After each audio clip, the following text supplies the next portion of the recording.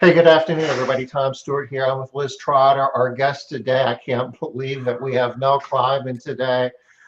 This is Smart Business Moves. Yeah. Okay. I know people are going to be so excited that you're here today, Mel, as part of, you know, the big one of the big names in our industry, people that we can actually rely on when we're talking about hiring and recruiting and retention.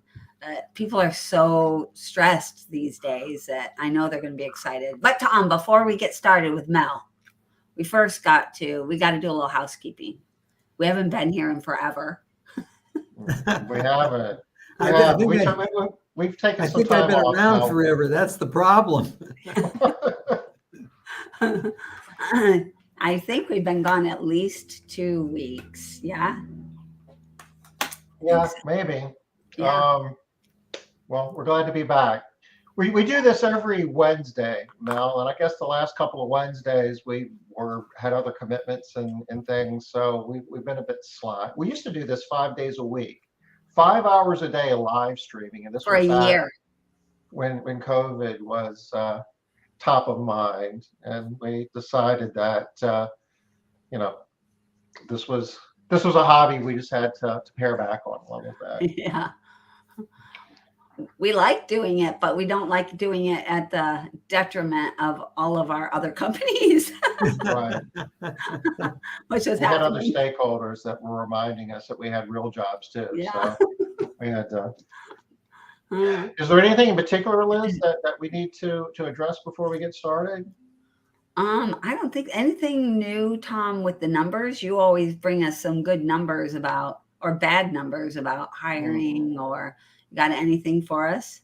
Well, I don't know about hiring. I guess the general sentiment in the economy is going in a bad direction, and that actually might wind up being good news for us from a hiring standpoint at some point in the future if the economy actually cools down a little bit. But Yeah. nothing serious. I'm just blown away that we got Mel. Mel, this is the first time you've been a guest on Smart Business Moves, and I've been a fan. I know Liz has too of yours for the longest time. The books that you've written. Actually, you're probably the most authoritative voice in the industry on this whole thing of how to hire in an effective, productive way. And it's true. I mean, we have a lot of guests here, and I rarely say this, but I'm truly honored to have you here today. Thank you for being a guest. Yeah. Thank you. It's interesting to look when we talk about hiring today. I hate to admit I've been doing this over 40 years. Okay. I started when I was 7. So I actually really started really first hiring people when I was 18 or 19 years old.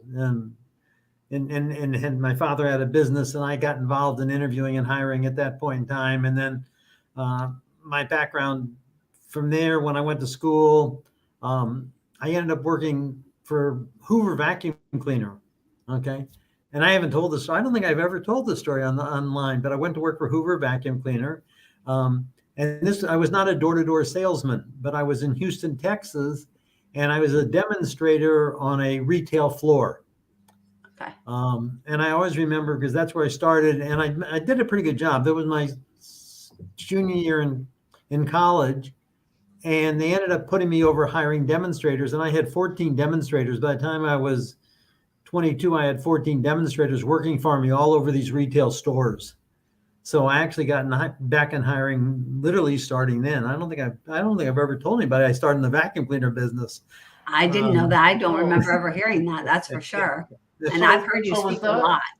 Was that when people would go door to door? They go door to door and knock on the door? I wasn't in door to door. Not him. Okay. No, I was with Hoover, and the fact of the matter is, it was just starting on a floor, and I could tell all kinds of stories about it, but I'm not going to go into that today. But the interesting part, and that I'm telling so long ago that I've been involved in this, is I went back recently, and I pulled up some things I wrote actually 30 years ago.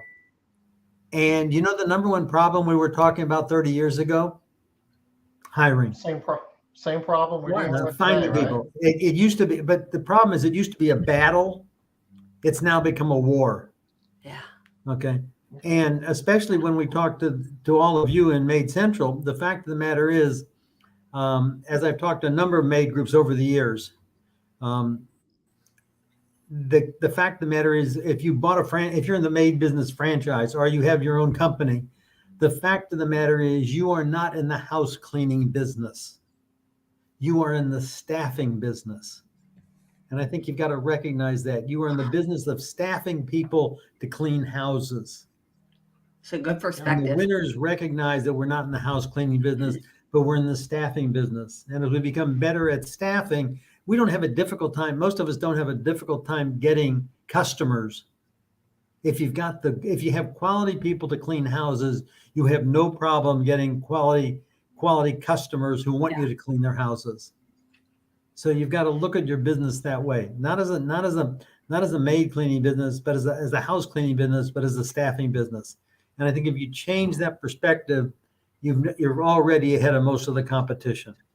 That makes a lot of sense, Mel. It happens to be, house cleaning is the service we provide, but our success is going to be defined by how good we are at building a workforce.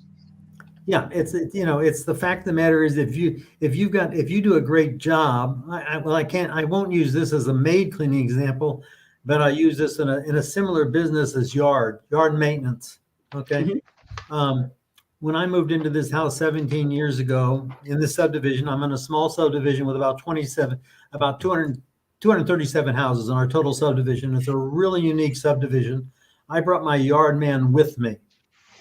Okay. Because his family has been doing my yard for over 30 years. And oh, wow. This is the second generation that's doing my yard today. Okay. So I was the only one. He parks his truck in my driveway. He does the house to my left.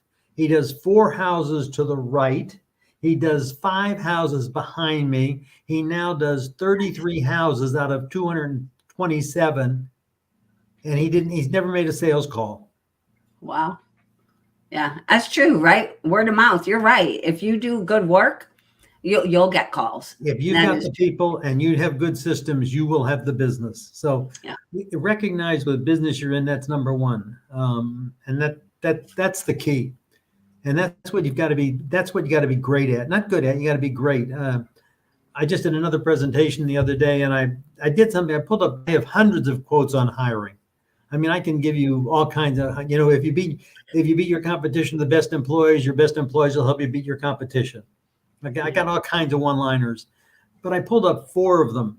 I pulled up the first one, interestingly enough, from I attribute it, and I think it came from Sam Walton, who said, the most important decision a manager makes every single day is who he allows in the door to help him take care of his customer. Okay. That was the number one quote. Yeah. And that's the most important decision you make. The second quote came from Herb Keller, founder of Southwest Airlines. And Herb Keller was a kind of in-your-face manager. And he said, bluntly, the day we screw up, and that was his word, the day we screw up the people thing, it's all over. And he built Southwest Airlines based on the people thing are not our customers first, there's employees first. But the day we screw up hiring people and the day we screw up motivating people and treating our customers and our employees with respect. And in fact, Herb Keller fired customers because they were too difficult to deal with his employees. Nice. And literally he wrote letters to people and said, since we can't make you happy, we'll no longer sell you a ticket. Don't even try. Here's United's phone number. We tried to make you happy, and you keep finding problem with our employees. And you know what? Our employees don't need your aggravation. Nice. So we're not going to sell you a ticket anymore. That was Herb Keller. Red Auerbach, most winningest coach in the NBA. I love his quote. If you hire the wrong people, all the fancy management techniques in the world will not bail you out. Oh, that's good. What team does he coach for? I'm sorry? What team does he coach for? He used to coach Boston Red Sox. For the Boston Celtics. Okay, so if you look at him, and then you turn around, and my favorite quote, one of my favorites, and I have a few, but I'm going to take credit for it. If you, managers get the people they deserve, they hired them. Mm, That's the key. You hired them. yeah. You made them in. You kept them. You deserve what you got. And you You- kind of create them too. If Yeah, they've been and- with your company any amount of Yeah. time, right? Yeah. So you get what you deserve. Okay. Yeah, The fact I that, like that. and here's a one line. If I was in this session, and I'm going to try and get, I'll go back. I try and deal with uncommon common sense. Mhm. I try and just deal with common sense ideas. If they're not common sense and they don't feel right, don't buy. People aren't going to buy it. Okay. There's all kinds of these fancy management theories and all the other stuff. I'm looking for things. How do you deal with it? Common sense is dealing with the limited. How do you maximize limited resources to get the most results out of them? Right. And We that's talk about that a lot. and so here's the common sense ideas. If I was sitting in this webinar and I would have go back if you hadn't done it, I'd get a piece of paper and I would write those 4 quotes down. I would write down that quote that bluntly, the most important decision you make as a manager is who you allow in the door to help you take care of your customer. Remember that. I would remember bluntly that you can't screw up the people thing. I would remember bluntly that if I hire the wrong people, you know what? You're not going to fix them. Why are you wasting your time? Most of us as managers spend all of our time dealing with our problems instead of dealing with our great people. And bluntly, That makes a lot of sense. and bluntly, you deserve the people you hired because you hired them or you kept them. How And many, one how other many one, hours? How many Yeah. hours do we spend as managers trying to fix problems that if we spent that time hiring the right people and developing the right people, the problem wouldn't even have been a problem to begin with. yeah. And in fact, the Many. problem is, That's how many. you deserve. Okay. Here's the one-liner. Okay. The worst behavior you accept from any employee tells every other employee how bad they can be and still keep their job. Yeah. I'm actually coaching somebody right now around this entire idea because he really, really, really wants to keep this employee that he has had working for him for 3 years. But all the other employees keep seeing her get away with everything, doing everything she's not supposed to do. But I cannot get him to agree. I can't get him to let her go. He's like, no, we can't afford it. She's been here too long. People love her. She's all of the things. So I'm going to tell him that Mel Kleiman said, you got to let him go or let her go. You're getting what you deserve. Yeah, I did a presentation last week and it was live and wonderful and in front of people. And that's really what I love doing. That's why I do this anymore. It's exciting to help people get better. And we got to talking about the employee from hell. Okay. Let me tell you about this employee hell because it's absolutely a fascinating story. This is in the convenience store industry. Okay. Now, let me tell you about this employee. This employee from hell is absolutely a fabulous employee. How's that? He is dependable. He is reliable. He shows up for work on time. He does whatever needs to be done. He is great at training other people. If you need an extra shift work, he'll come and work it. He'll do whatever it takes. There's only one problem. The drawer never comes up short. Never The comes drawer up short always, or even. the drawer always comes up over. Yeah. You know what that means? Mhm. This employee is stealing. Yeah, that's not good. Okay. We know the employee is stealing. Okay. We know it, Yeah. but he's really good at it because he maximizes theft between $35 and $50 a shift. Mm. But I can't find any. So, but the manager is saying, but I can't find anybody else who will do what he does. Yeah. But I'm willing to pay him an extra $50 a shift to do this. Yeah. But what does it tell every other? Don't you think other employees know he's stealing? Of course. Yeah. What does it He's tell? Well, probably there's telling you them. can steal up to $50, but don't go over $50. That's Yeah. that's the employee from hell. Mhm. And especially in today's world, we put up with things that we would never have put up with because we say, I can't replace them. Okay. Yeah. So that's the key. You just think about it. Just think about what is the message you're sending to every one of your other employees? What is the message you're sending as a manager and an owner out there? If you're willing to accept theft, that tells, you know. Yeah.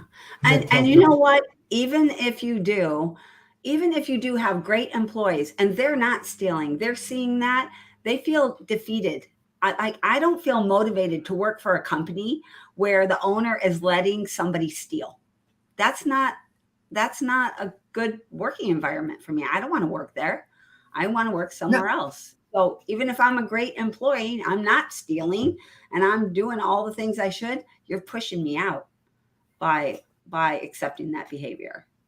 I can, we could spend the whole time talking about employee theft. We can talk about bluntly, do you ask honesty questions in your interview? Are you literally asking honesty questions in your interview? Are you, you can't ask people about criminal record. It's an illegal question to ask people about criminal record. Okay. So how do you ask it? I happen to love this question, and I won't use either one of you as example. I won't make you answer this question. Okay. Okay. But Thank you. I love this question. To ask an employee, what's the worst trouble you've ever been in? Mhm. That's the question. That's a hard question. I've been in a lot of trouble. Come on, Mel, Yeah? that's hard. Well, you're volunteering, so I'm going to say.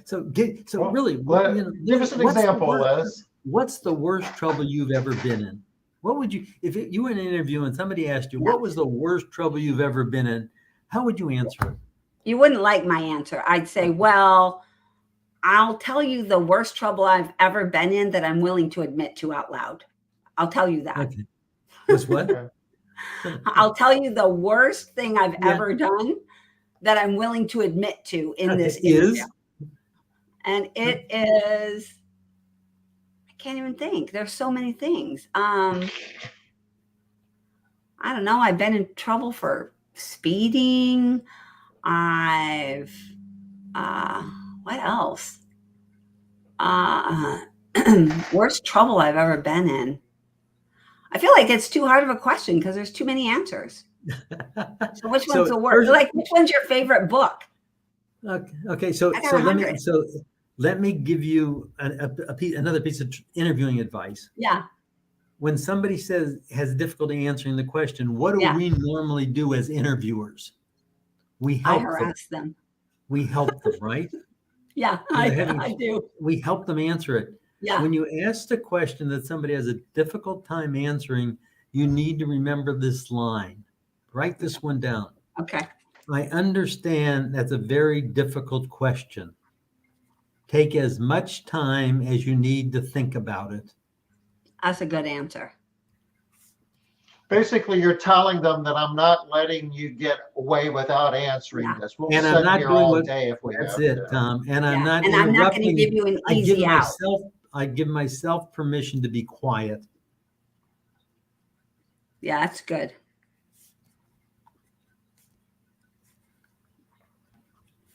Yeah, I love that. I love that answer. And it also, like for me, it would give me permission to actually really think now. Because in an interview, you do feel pressured to give kind of fast answers.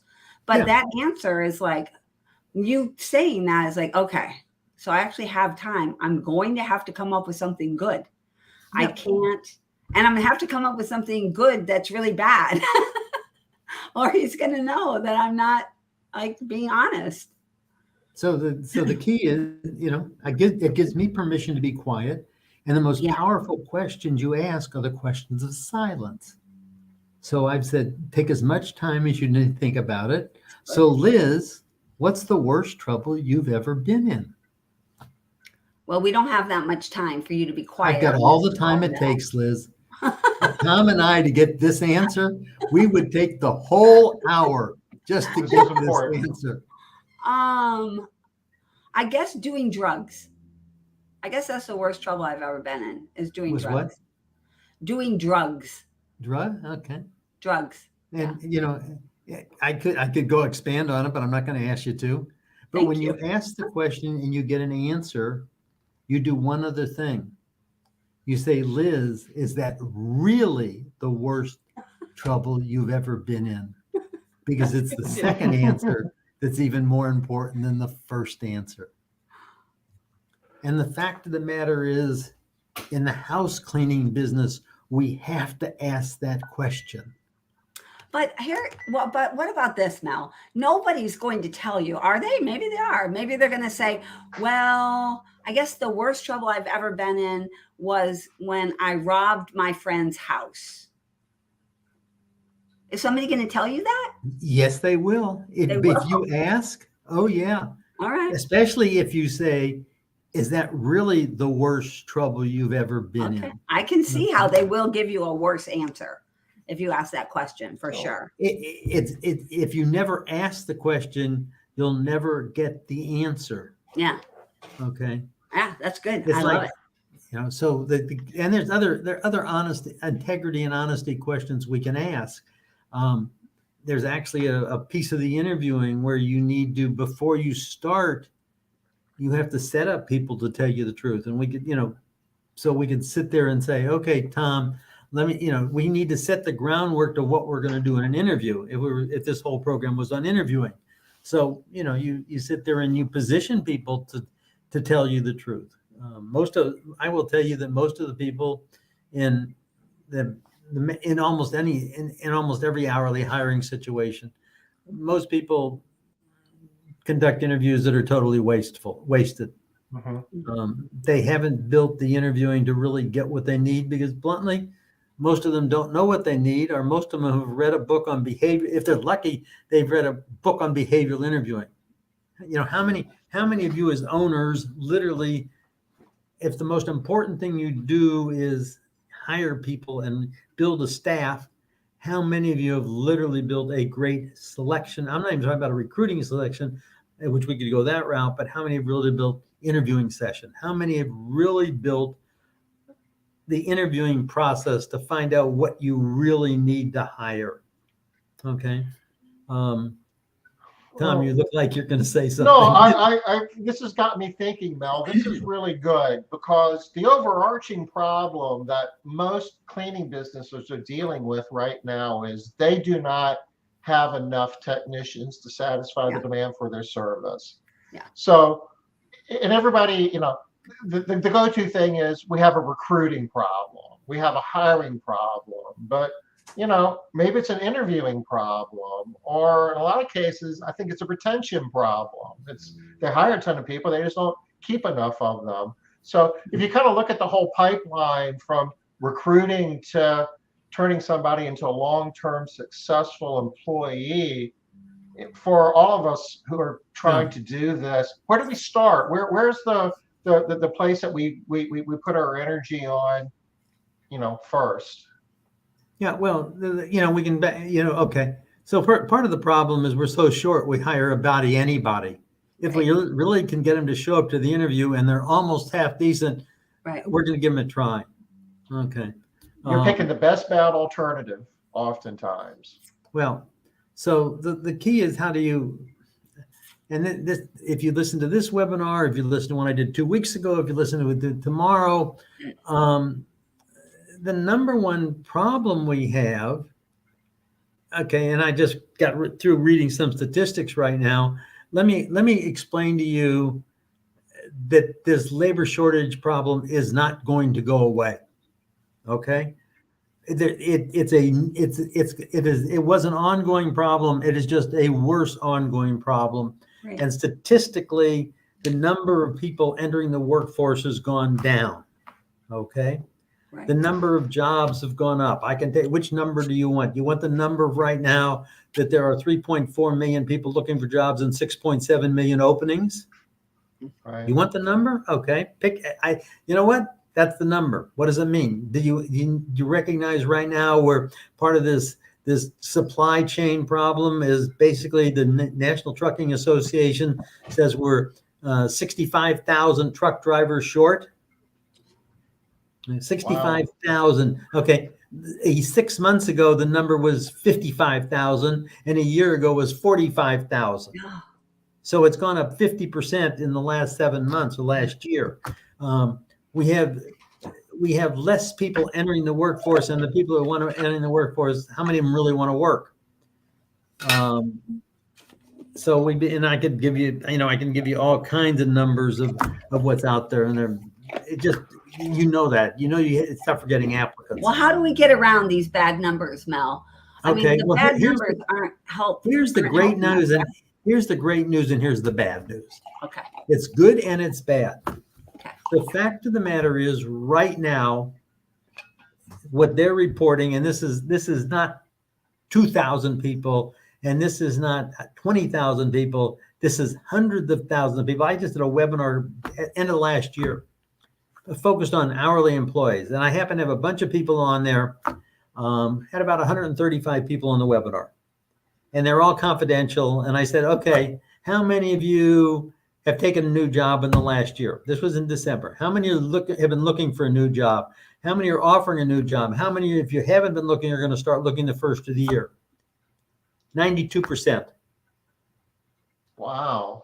92% of them have either looked for a new job, taken a new job, going to start looking for a new job, ... Dang.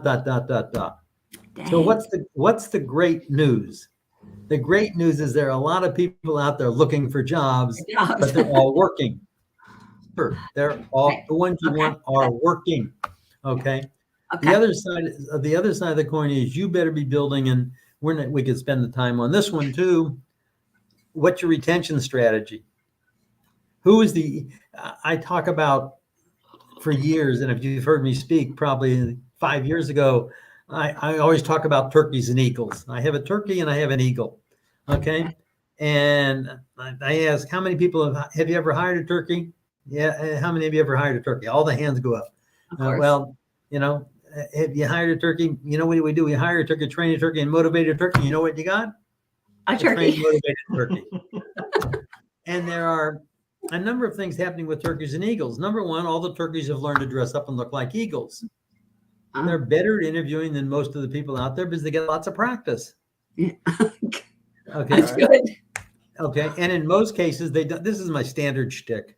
And in most cases, they don't have to be any good, because if you've sat in an interview recently, I don't know if either of you have sat in interviews recently, actual interviews, but I have, and manager sits there and we get an applicant. So what do? We want to make them feel comfortable, right? So we sit them down, we offer them a drink.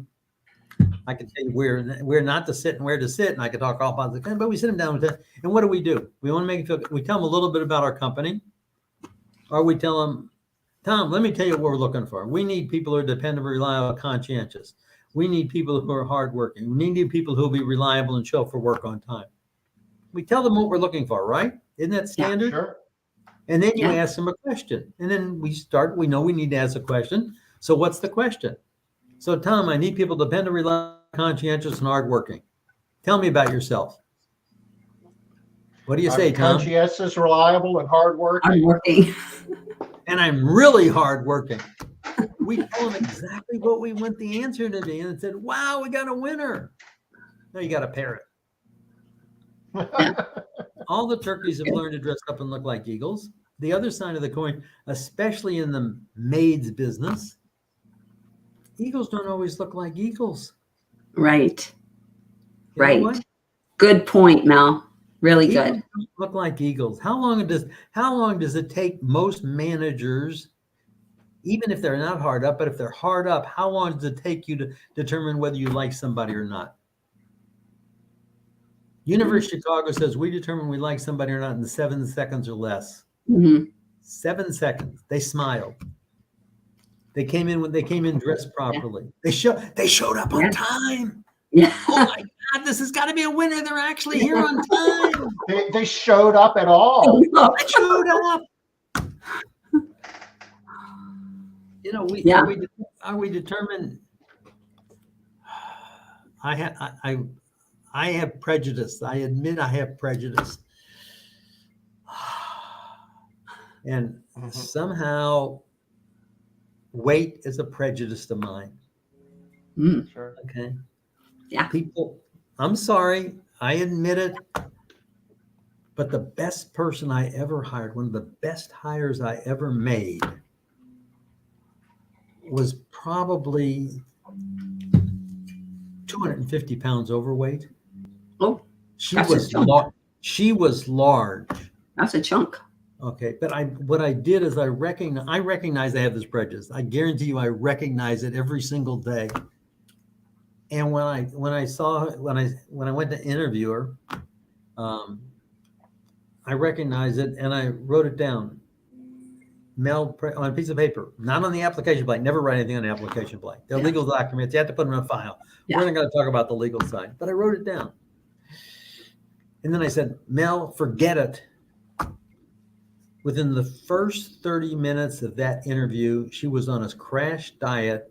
She lost 220 pounds. Holy cow. That's how good she was. In your mind. Yeah. Yeah. But I Good job. recognized I had it. I said, I've got to get over it. I've got to put it Yeah. away. Yeah. She lost 200 pounds easily in 30 minutes. Okay. Nice. But don't make the 7-second mistake Mm-hmm. on either side. You know what happens when we like somebody in an interview? We ask them the easy questions. Yeah. You And know we what like happens? their answers. Yeah. You know, when we don't like them, what do? Yeah. We ask them We the ask- hard questions. Yeah.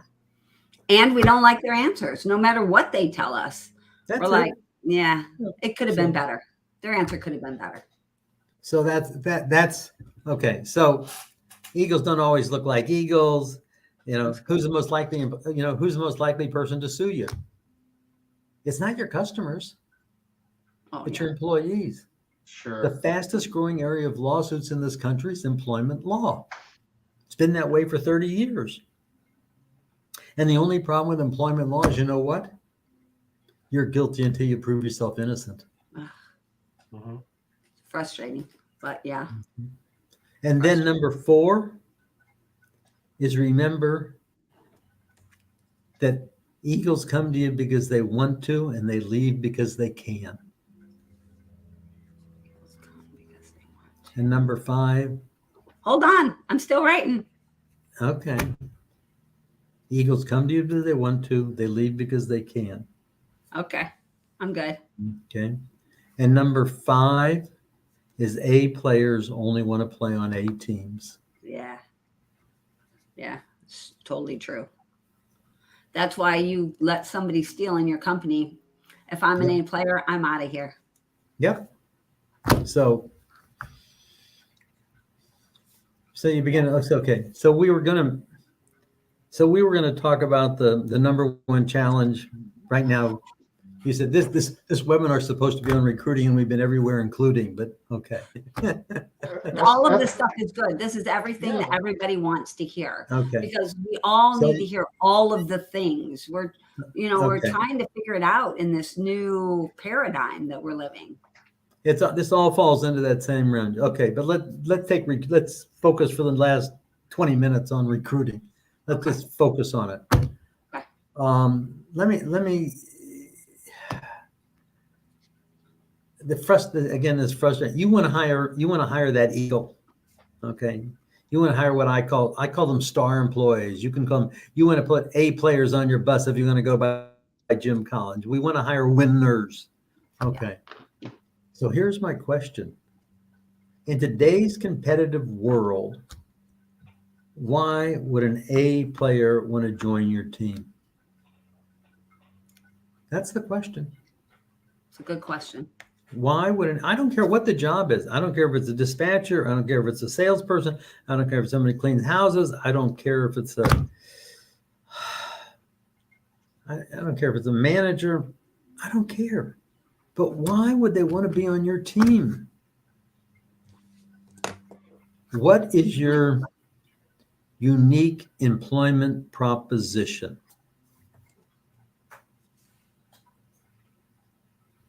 That's the Unique question. employment proposition. That's good. Mhm. You know, you hear You about should have unique value you proposition. may have a unique selling. Why should somebody use your maid service? If you don't have that, if you don't have that, do that one too. Okay. The number one question is, why should I buy your service, or why should I be a member of your team? Yeah. And nowadays, I would say that number one is absolutely why should they be a part of our team, right? That's got to take precedence right now. It is. It's as bluntly as, okay, what is your unique? I call it unique employment position. I love but- that UEP. I already wrote it down. Okay. It's in Do it. you have a list? Could be 5 items. It could be 10 items. I use 10. We like the number 10. It could be 7. I don't care how many is on. I have one company that has the list, and they sent it to me the first time. It was 2 words. Why do you come to work for us? They said, because we care. Okay. Okay. And most of you, if you look at your competition, why should I come? And your competition is not just other services, okay? What is but your competition is anybody who hires that level of employee. Okay, but we Right. care. Okay, it's and I can tell you, if you've got an organization, if you already have a company, if you've got some great people working for you right now, I will tell you the number one way to build that list is do something else, which we could again spend this whole hour talking about, is having stay conversations. The big thing nowadays is stay interviews. No, you're not having interviews, you're having conversations. Okay. Interviews are me controlling something. You and I are having a conversation. It's a whole different world. You may think it's changed the word, but people talk about stay interviews. No, you want to make them conversations. But You why know would what? you not go to your people and say, That matters. That one word makes a huge difference. Huge. the It power sets a of completely words different is expectation. Absolutely. And it's a paradigm shift, right? What you And- say, how you talk, that's different when you think that. uncommon common sense, but you got to hear it. It's like I have words. I nickel and dime some words together. I'll give you another example. And again, I'm going off track for a minute, but everybody talks about their culture. Mhm. Everybody talks about what's your company culture. I For a hate long the time. word culture. I hate it. I'm sick of I it. don't understand it. How about this word? What's your environment? To me, that's a better word. Maybe it's not. But to me, if somebody said, what's the environment like this? Is it hot? Is it cold? Is it warm? Is it friendly? What's your culture? Okay. What's the environment like? It's just me. But interchange the word. What's your culture? What's your environment? Which word do you like better? I like But you know what I like better about the word environment is that's not a catchphrase right now. So that's actually going to make people think differently. That's a different conversation. If you say, I want to talk to you about our company culture, we have great culture. They've heard that. They've heard that from every single person that they're applying with. They're like, yeah. I know your company culture is amazing, but they haven't heard, let me talk to you about our company environment. Yeah. An environment is more tangible. It It's does. easier to see, where Yes. culture is abstract. It's also, it's but that's a word I like. I'm just saying, I do like the too. word. I like the word environment. I'll be glad. I'd love to have the conversation with you on culture, environment. I can define culture. I finally got the definition of culture. Culture there's an old story about the four chimpanzees that were put in a cage. You may have heard the story. 4 That sounds chimpanzees were put in a familiar. cage, and they hung bananas at the top of the cage, and they put a rope. So if if the chimpanzees wanted a banana, what did they do? They climbed the rope and they got the bananas. Okay. So this went on for about 3 weeks. And so anytime they wanted a banana, they'd climb up. And then all of a sudden, if a chimpanzee started to climb the rope to get a banana, they would spray ice water on the chimpanzees, all of them. After about 3 days, guess what? Not climbing the rope. No chimpanzee would climb the rope. No way. Okay, so they took one of the chimps out and put one who'd never been sprayed with ice water and put him in the cage. And he saw the rope. So what did he do? And he saw the bananas. Climb the He rope. started to climb the rope. Guess what the other 3 chimpanzees Hold him down. did? They beat the hell out of him. Yeah. Like, Okay. no. So what did he learn? In about Don't climb the rope. Don't climb the rope. Over the next 3 weeks, they eliminated all the chimpanzees that had ever climbed the rope. Guess what? What? No chimpanzee would ever climb that rope. That was the culture. It's what you do, and you don't know why you do it, that determines what we do around this organization. Okay. Okay, I like your 4 chimpanzee. But It's a hard where word is to this? say. But we were talking about recruiting. Okay. You need to build a list of the reasons a great employee should come to work for. And you could put benefits on there, but you know what? They better be better than anybody else's benefits if they go on the list. Yeah. And mainly it's not the hard stuff, it's the soft stuff that makes the difference. Yeah. I took one that wasn't, and you go look at your competition, look at other industries, say, what's their employment proposition? I took one, I loved Branson Air. This is from him. I made it part of Humetric's list. We want to train you well enough that you can leave, but treat you so well you'll want to stay. Nice. I love it. Yeah. You know, I added to the list. You know what? I got this one from somebody else, one of my clients, convenience store industry. You know what's on his list? You'll never have to ask for a raise. The day you earn it, we pay it. Okay. And we could spend the whole time just talking about that one thing. When do you give your first raise? Okay. And we could make that part of another webinar, but when do you give your first raise? You know when most people give their first raise? 90 days. But I hired Tom. In the first 2 weeks, he was doing what most people do at the end of 3 months. But what do I do? When do I give him his raise? I penalize him for being great. I make him wait. That's true. I think in our industry, everybody gets a raise when they get out of training, as soon as they get out of training. But to your point, if they already have like some previous experience and they don't have to go spend 2 weeks in training or 3 weeks or whatever, why would they be getting penalized, have to be forced through this entire training program and then wait for their raise? So, okay. But if you want to win the war for workers, you will build a list. Okay. And I was going to tell you the best way to build a list is hopefully you have some great employees. Yeah. Start your state conversations by going to them and saying, look, I'm working at a list of, tell them, I just listened to a webinar and they talked about, I need a list of why great people work here. You're one of my great people. Why do you work here? What gets you out of bed and makes you show up every day for work?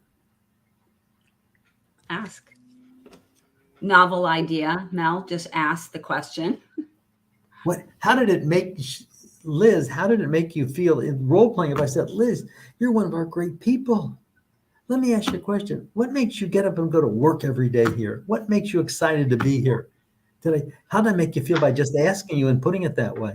Absolutely. You make me feel like I matter. Like what I have to say is important. Yeah, absolutely. We could go down a whole nother path with that. But that, again, these all take down little paths. We're going down little paths at one time. What you're sharing, Mel, is like another example of common sense that's not very common. Yeah. No, it's what I call uncommon common sense. Yeah. Okay. But the fact of the matter is I wrote out a definition of uncommon common sense. Common sense is doing what needs to be done in the most efficient and effective manner with the time, money, and other resources available. Common sense is doing what needs to be done in the most efficient and effective way based on the time and money and resources available. If you had unlimited resources, you could do all kinds of things. You haven't got unlimited time.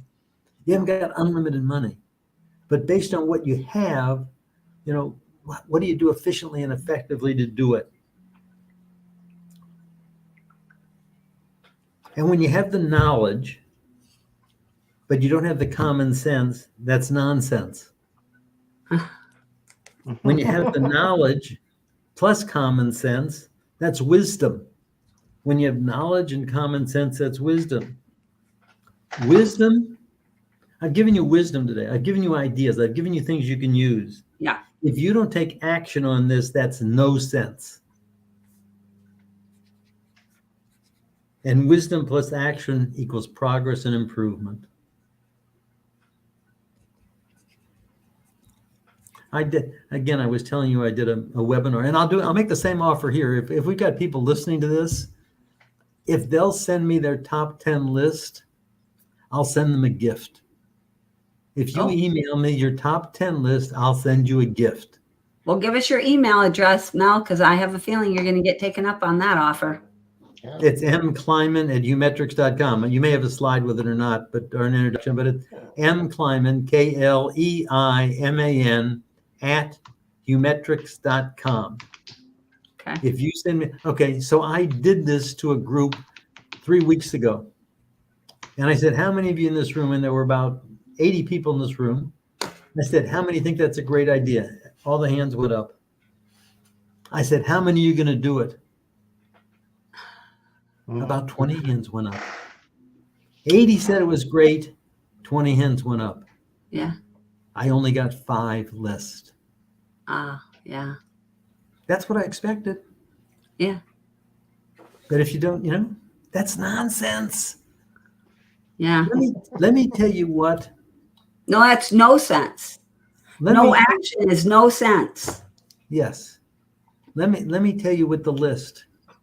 You take that list and you use it to marketing your job. Here's the reasons people come to work for us. You know what I like that's better about this, Mel? So I think nowadays everybody is putting like their top 10 lists there, right? Here's what we do. Blank, blank, blank, bullet, bullet, bullet, bullet. They got 10 lists, whatever. But you know what's different is here's why other people come to work for us. That changes it. That's different. That's not the same thing as here's what we do, here's what we have. It's different when you're thinking this is why people come to work for us. It's like, oh, yeah, I would like that too. It makes you think in a different way. It's not the same old thing you've read a million times. Okay, let me. Okay, so you use that list for marketing. I will tell you, I have one client. There's only 3 things on their list, and they have as harder job in Made Central, but they've got 3 things on their list. Number 1 is we work hard. Number 2 is we have fun, and number 3 is we care. That's all that's on their list. If you don't want to work hard, and you don't want to have fun, and you don't want to work, don't come to work for us. But let me tell you how well they lived their values. When the pandemic came, they turned around and they guaranteed every single one of their employees hourly their entire salary until the pandemic went away, or they could put them back to work. Nice. Okay. Wow. This company has 300 locations, and management said we will take no salary until this is over. Wow. That was not easy because nobody knew how long it was going to take. How long until it would be over? I'm just making a statement. Yeah. They live their values. Yeah. Okay. If you build the list, let me tell you what. You want a better interviewing question than 90% of us ever ask? Sure. Take the list and put it in front of every single applicant and say, these are the top 5 reasons our employees work here, and this is why they stay, and this is why they come to work every single day. Of all the things on this list, which one is most important to you? Nice. And why? Well, first of all, which one, it is a why, but which one is most important to you and why? What you found out was their key motivator and driver. When was the last time you knew somebody's key motivator and driver? It's hard to find out for sure. Okay. If you post the list on the back of every single manager's door and you make them accountable for living up to the list, you've now identified your environment and you're reinforcing it.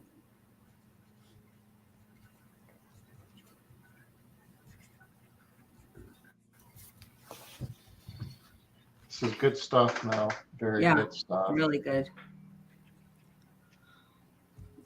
One of the things I like about everything that you're saying here today, Mel, is it appears to me that these are ideas that have been around for a long time, but have not been acted on, and they've been tweaked for our new environment.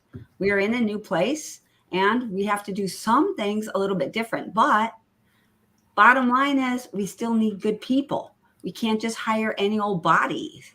We still need good people. Okay. So we have 6 minutes left, and we built the list. Now let's talk about the absolute number one best proven source of great employees. Number one proven source of great employees. Okay, you got my attention. You I already ready? know. Okay. I know this one. All the great people who have ever worked for you. Okay. When was the last They're the time you best. picked up the phone and called somebody who left you and tell them you'd like to have them back? What's the worst answer you get? I got another job. Nope. Nope. Or Sorry. or how about this one? And this is an actual answer. No, I would love to come back to you, but I'll never come back and work for that manager. Oh, Really? Why not? ouch. Because she's stealing from our customers. And you know what she was doing, that manager? What? She was stealing. Oh, yeah. But because we called, we found out. So we picked up the phone, we called that person back the next week and said, thank you very much. We'd love to have you back. And that manager is now gone. Win, win. Yeah, big win. When was the last time you picked up the phone and called somebody who's left you and asked them if they'd like to come back? When was the last time, if you, and again, this takes a whole new path. You lose a great employee. You know how soon you call them and ask if they'd like to come back right now? Within 1 week. Within 1 week of them taking the new job, pick up the phone and call them. Okay. Wow. You know why? Okay. Yeah. Why? Because when they got there, the grass weren't any greener and the cost of water and upkeep was too high. But they wouldn't pick up the phone and call you and admit they made a mistake. But what would happen if you called them and said, hey, I just wanted to check out, we really missed you. I'd love to have you come back. You know what? And if they're still in the honeymoon phase, there's no law that says I can't call them again in another week. Yep. Or in Or 2 say, hey, months. or you can say, hey, look, you know we'd like to have you come back. If you find out that, what that opening that other company had was because they really weren't as great as they said everybody they were in the first place. And they don't have any friends over there yet. Yeah. And they haven't figured out the system. So pick up the phone and call people who have left you. Call them within the first week. So that's the key. Yeah. We So- have, it's amazing how quickly an hour goes when you're having fun. Yeah. This was, this was some really good stuff, Mel. Truly, and very timely. I wanted to take just a minute and share your website if you want to reach Mel. We've already dropped his email in chat, but I'll drop the link to his website. Mel has written some of the most impactful books on this whole area of hiring and building a workforce that anybody in the industry has. So I would encourage you to go to the store. All these are, I assume, Mel, are available for purchase. Looks like it. And